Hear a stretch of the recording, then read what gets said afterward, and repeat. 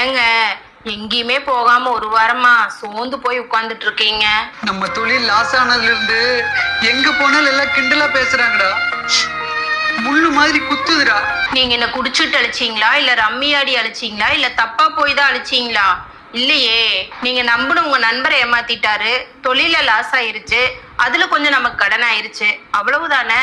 என்னடி இவ்வளவு அசால்ட்டா சொல்ற? சரி, உங்களை மாதிரி கவலைப்பட்டு உட்கார்ந்தா மட்டும் ஆன கடனை கட்டிட முடியுமா? இல்ல லாஸ் ஆன தொழில் தான் திரும்ப வந்துருமா? அப்படி வரும்னா சொல்லுங்க, நானும் போய் அந்த மூலையில போய் கவலைப்பட்டு உட்கார்ந்துக்கிறேன்.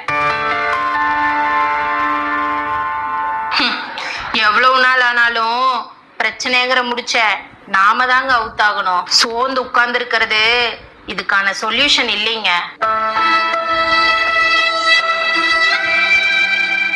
என்ன மாமா பாக்குறீங்க? தேனீக்களோட உழைப்ப நம்ம எத்தனை தடவை திருடணும்